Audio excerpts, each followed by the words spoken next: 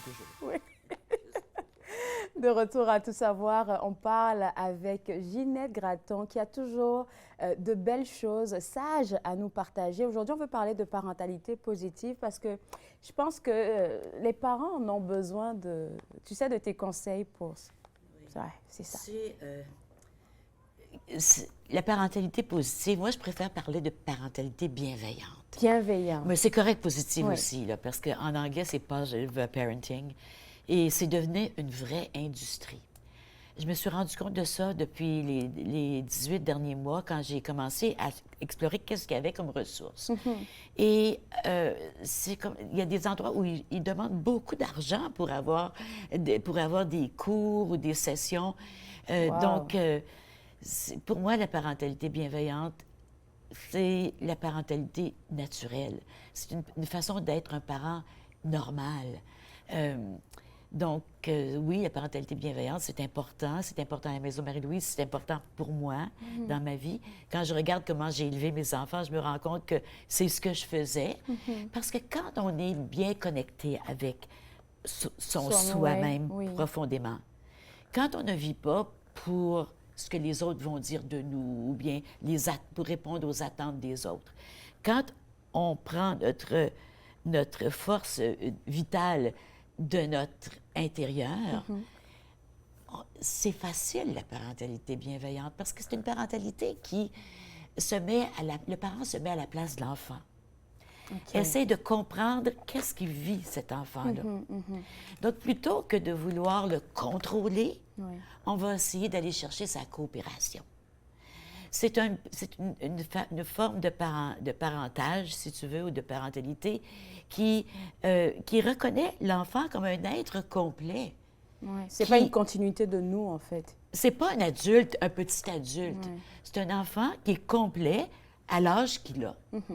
Et donc, le parent se met à la place de l'enfant, puis plutôt que d'utiliser le contrôle ou la force, il va chercher la coopération, il va chercher à faire réfléchir l'enfant. On ne punit pas en parentalité. Ben, les gens disent, ben, si on ne punit pas, qu'est-ce qu'on fait alors? C'était ça ma question. Ou qu'est-ce qu'on fait alors? Oui. Il y a des limites. Il y a des gens qui disent, ah, parentalité bienveillante, ah oui, les enfants font tout ce qu'ils veulent. Non, il y a des limites, mais les limites sont établies avec l'enfant, pour qu'il comprenne et qu'il prenne ses responsabilités.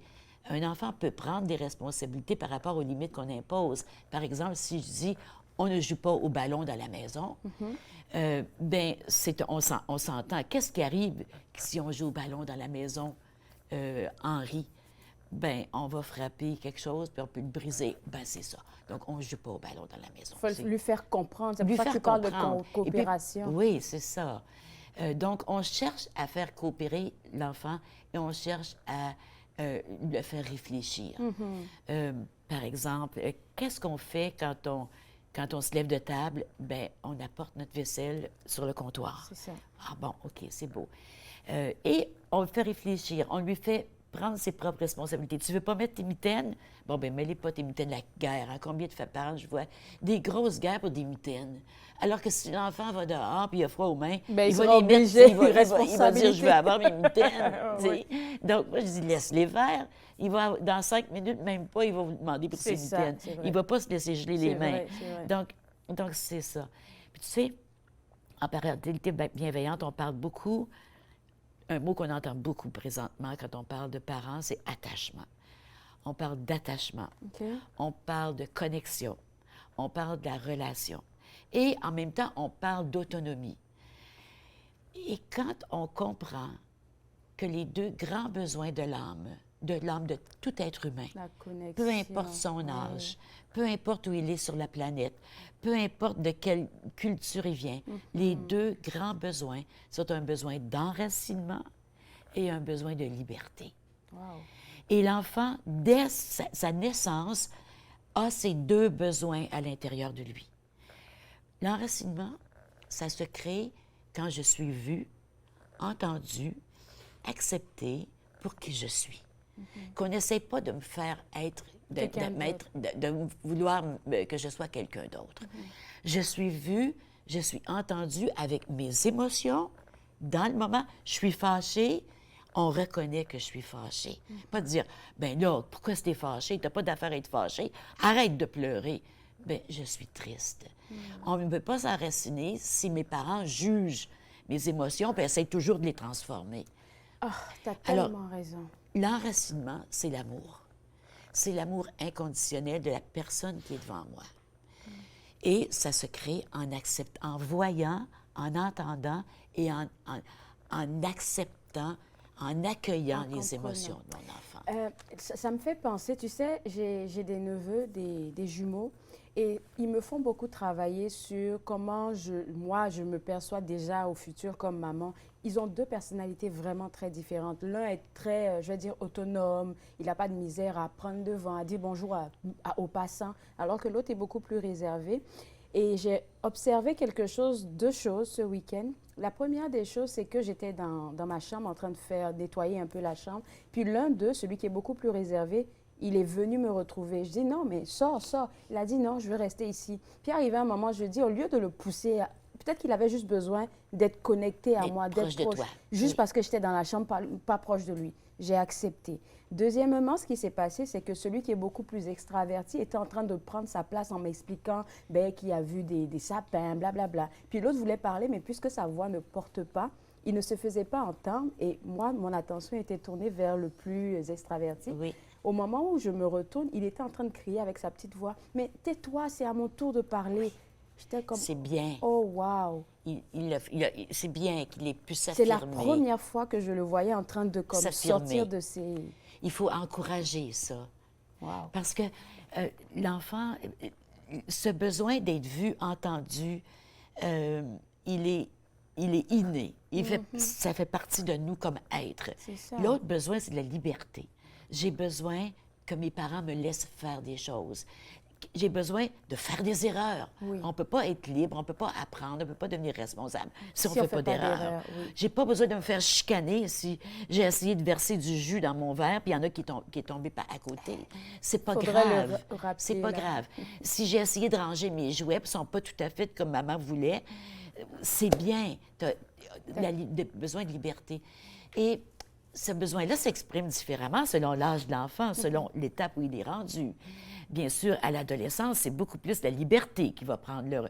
Mais l'enfant a encore besoin d'être vu et entendu et accepté. Il a surtout besoin d'être admiré à l'adolescence. Le parent doit prendre du recul parce que l'adolescent juge tout ce qui vient vers lui en le rejetant. Et ensuite, ça, il va reprendre ce qui le fait vivre. L'adolescent est passionné par des personnes qui ont une passion de la vie. Ils sont attirés, c'est comme des aimants, ils veulent ça. C'est pour ça que s'ils ne le trouvent pas à la maison, si à la maison, les parents ont hâte à leur retraite, ont hâte aux fins de semaine, ils n'aiment pas leur travail, le patron, il est comme ça, le voisin, il est comme ça. Ils n'auront pas tout de va mal dans connexion la vie. avec l'enfant. Ils vont aller chercher cet amour, cette passion avec des gangs ou avec des idoles ou sur des sites où ils peuvent trouver cette passion-là. L'importance de comprendre le stade de développement de l'enfant et qu'à chaque âge, l'enfant cherche et l'enracinement et la liberté. Et le foyer, c'est l'endroit où il peut passer de l'enracinement à la liberté. Tu as tellement bien dit ça. Pendant le temps des fêtes, qu'est-ce que tu proposes aux parents comme astuce, tu sais, pour établir ou rétablir ce lien-là qui est peut-être brisé? Bien, le lien se rétablit rapidement quand l'enfant se sent vu et entendu. Moi, je propose de cultiver la gratitude chez les enfants. Dire, bon, Noël, c'est beau, c'est des cadeaux pour toi, mais c'est aussi des cadeaux pour les autres. Qui va faire un cadeau à grand-maman? Viens, on va faire une liste selon l'âge de l'enfant. En fait, tu me demandes ça, puis j'ai trouvé hier sur, je ne sais même pas sur quel site j'ai trouvé ça, je pense que c'est Positive Parenting Solutions. C'est CNN qui avait ça. Ça s'appelle la gratitude selon l'âge. Et qu'est-ce qu'on peut faire avec les enfants pour préparer leur cœur à Noël? Tu sais, les enfants avec des calendriers de l'Avent. Tous les jours, ils ouvrent une petite box, un petit chocolat. Ou bien c'est un Pokémon, ou c'est un petit Lego, ou c'est quelque chose, ou c'est quelque chose. Mais qu'est-ce que tu fais pour préparer ton cœur à Noël? Puis c'est ce que je disais à mes petits-fils en fin de semaine. C'est beau, vos petits chocolats, mais c'est quoi? Puis là, il me regardait en me disant, ah, c'est vrai, hein? Donc, selon l'âge, il y a différentes choses qu'on peut faire. Comme par exemple, que je trouvais ça vraiment amusant, de 11 à 13 ans, si tu vas, ou de 14 à 18 ans plutôt, si tu vas chercher une tablette de chocolat dans une machine, ou tu sais, Oui, des machines oui. où tu mets de l'argent, laisse la monnaie là, pour comme le prochain, ça va être un cadeau. Ah, Tu sais, OK. donc, je vais écrire, j'ai l'intention, dans les prochains jours, de prendre des bonnes idées là-dedans et d'écrire une infolettre pour envoyer aux parents, parce que c'est vraiment aider l'enfant à développer la gratitude. Parce que la joie de Noël chez les enfants va venir, non pas des cadeaux qu'ils reçoivent, Mais de donner mais de aussi. recevoir la famille, d'avoir fait un petit dessin pour grand-maman, d'avoir apporté des biscuits, d'avoir fait des biscuits, être allé les porter chez la voisine. C'est ça que l'enfant va se souvenir. C'est ce qu'il a fait et ce qu'il a donné. Ce qu'il a donné, Oui, ouais. plus que qu'est-ce qu'il a reçu. Définitif. Là, à la maison Marie-Louise, qu'est-ce que vous préparez pour les familles, pour vos familles? Bien, c'est sûr que le 15 décembre, on a une porte ouverte Oui. pour dire merci à tout le monde, avec des desserts, des prix de présence.